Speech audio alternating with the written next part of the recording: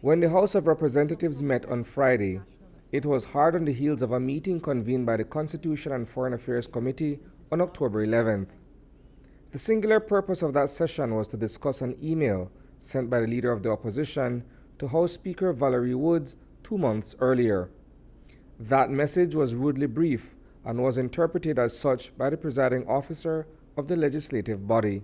The email was sent at 6:14 yesterday from the Leader of Opposition, and it states, "Greetings. You, Madam Speaker, have exposed yourself to be a complete waste of time as Speaker of the Honorable House. You repeatedly act as a shield for the government, shamelessly misinterpreting and misapplying the standing orders to protect the Prime Minister and his government from public scrutiny and accountability." In frustration, having only been informed the day before that the request for a no-confidence motion to be brought against Prime Minister John Briceño had been rejected, Opposition Leader Barrow responded curtly. In the wake of that statement being read aloud, many in the lower and upper houses of the National Assembly took umbrage at what was said. It also prompted the Belize network of NGOs to issue a release condemning Barrow's actions.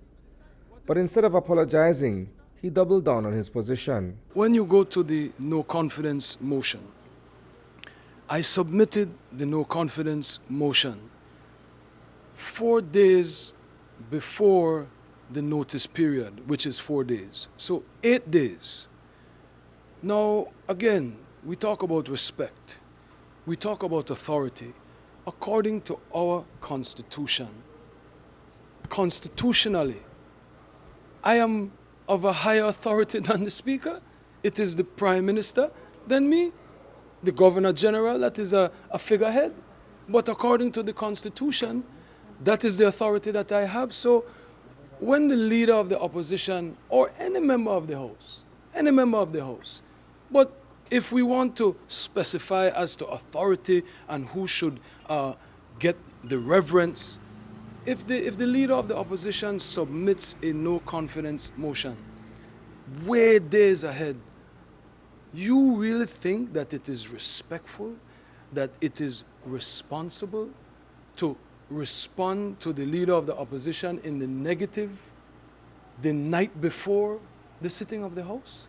After impulsively declaring that his UDP colleague had crossed the floor last week when he opted to draw distance from Barrow's seemingly offensive remarks, the Leader of the Opposition is walking it all back. He is also apologizing to Woods ahead of the October 31st deadline that he had been given. Earlier today, a letter was sent to the Speaker of the House. It reads as follows: "I write in a spirit of a reset to offer my apologies for the offense you took to my email on August 10th. It is regrettable that the valid complaints raised in my email have been hijacked by the PUP members of the House to serve their partisan agenda to distract the Belizean people from their failed government that has inflicted the most punishment on our citizens with heartless, hawkish policies." The recommendation is for an apology. But what does it mean when one gives an apology? This might help the Leader of the Opposition, Mr. Speaker. Hopefully it does. It says, apology helps us to move past our anger and prevents us from being stuck in the past. One of the reasons to give an apology. Offering an apology implies that they have harmed another person in some way which can elicit feelings of shame. So we understand. We are human beings. We make mistakes. You have to acknowledge your mistake.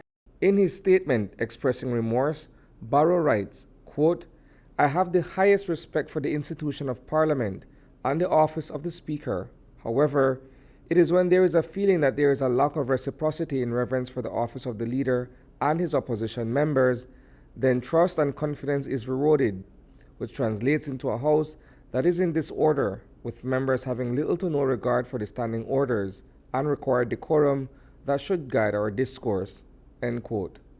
On the issue of standing orders, this is what Barrow shared outside the House on Friday. If you want to amend the standing orders, that is something that we should discuss.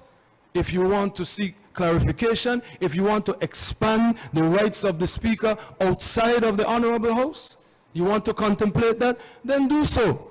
But don't try to make it up as you go along and now want to govern the conduct of members outside the Honorable House. And I make absolutely no apologies for calling out the Speaker's actions. Thank you. The about face, nonetheless, is, quote, for a reset between the office of the Speaker and the office of the Leader and his opposition members, so we can conduct the business of the People's House in an orderly manner that brings maximum benefit to the people we serve, end quote. Reporting for News 5, I am Isani Kayatano.